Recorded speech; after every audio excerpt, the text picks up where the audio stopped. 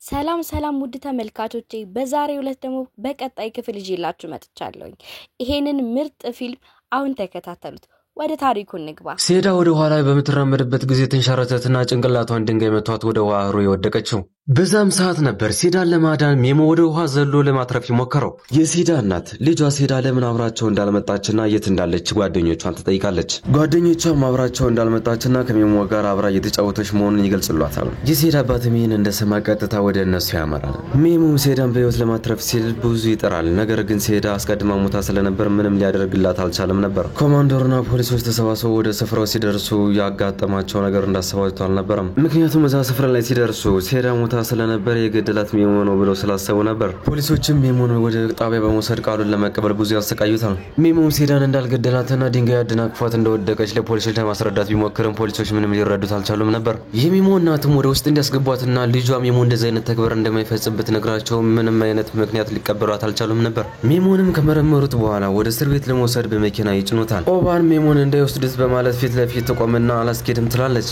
ሜሞም ልጁ ፊት ለፊት ሆና ሲያት እሷን ለማየት ሲዘጋጅ አጠገቡ የነበረው ወታደር አርፎ እንዲቀመጥ ያዘዋል። ሜሞም በዛ ሰዓት እባክህን አንዴ እንኳን ሊያት እያለ ቢጠይቀውም ወታደሩ ሊሰማው አልቻለም። ሜሞና ከሜሞ ጋር አብሮ የነበሩት ታሳሪዎችም እስር ቤት ደርሰዋል።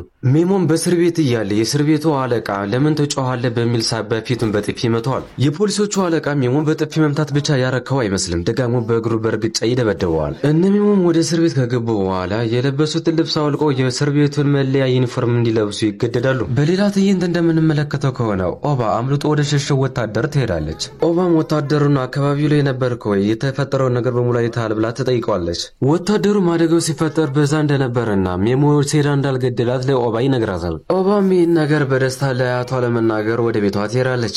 ሜሞም የሚተኛበትን ምኝታ ከያዘ በኋላ ወታደሮች ወደ መደቡበት ክፍል ይዘውት ይሄዳሉ። ኦባም ከአያቷ ጋር በመሆን ወደ ወታደሩ በሚጓዙበት ጊዜ ወታደሩ እዛ አካባቢ አልነበረም። የሜሞም ክስ ተከፍቶ በህግ ዳኞች ፊት ይቆማል። ዳኞችም ሜሞ ጥፋተኛ ነው በማለት በስቅላት እንዲቀጣ ያደርጋሉ።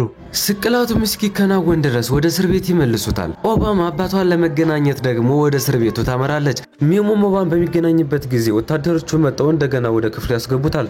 ሜሞም ከስቅላቱ በፊት ትንሽ ቀናት ነበሩትና አብሮ ከክላስ ታሳሪዎቹ ጋር አብሮ ራት እየበላ ነበር። ታሳሪዎችም በሚያደርገው ነገር ግራ ተጋብተው ዝም ብሎ ይመለከቱት። የሜሞ የእስር ጓደኞቹ ከመሞቱ በፊት ልጁን እንዲያገኛት ያደርጋሉ። የክፍሉ ታሳሪዎች ሜሞ ሴዳን እንዳልገደላት ያውቃሉ። በሌላ በኩልም አንድ ሽማግሌ ልጁ በሱ ምክንያት እንደሞተችና ከአሁን በኋላ መኖር እንደማይፈልግ ለጓደኛው ይነግረዋል።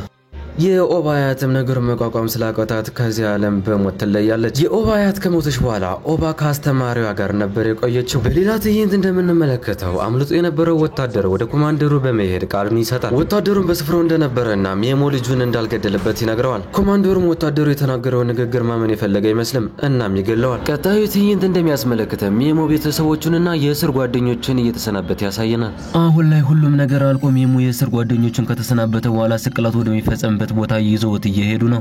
ስክሪኑ ላይ እንደሚታየን ከሆነ በርከት ያሉ የህግ አካላት በተገኙበት የስቅላቱ ሂደት እየተከናወነ ነው። ስቅላቱም ሲፈጸም ፊቱን ሸፍኖ ስለነበር ማንነቱ አይታይም። ይሄኛው ትዕይንታችን እንደሚያሳየን ከሆነ ከቀናት በፊት የነበሩትን ትውስታ ያሳየናል። በሌላ ትዕይንት እንደምንመለከተው ደግሞ ልጁ በሱ ምክንያት የሞተችበት ሰውዬ ሰዎችን እየተሰናበተ ይታያል። ትውስታውም እንደሚያሳየን ነገሮች ሁሉ የተቀየሩት እዚህ ላይ ነበረ። ሜሞን ወደ ክላስ ያስገቡና ሽማግሌውን ሰው ያወጡታል። ሜሞና ሽማግሌው የለበሱት ልብስ አንድ አይነት ነበረ። ሽማግሌውንም ወደ ስቅላቱ ቦታ ከወሰዱት በኋላ በሜሞ ፈንታሱን ይሰቅሉታል። ከትውስታችንም ስንመለስ የህግ አካላቱ ሜሞን ከእስር ቤት አስመልጦት ከልጁ ጋር እንዲገናኝ ያደርጉታል። ሜሞም ልጁን ካገኘ በኋላ በዚህ መቆየት ለነሱ አደጋ ስለሆነ ወደ ሌላ ሀገር ይሰዷቸዋል። ምስጋና ለእስር ቤቱ አለቃና ለስራ ባልደረባው ይሆንና ሜሞ ባላጠፋው ጥፋት ከመቀጣቱ በፊት ነፃ ወጣውታል።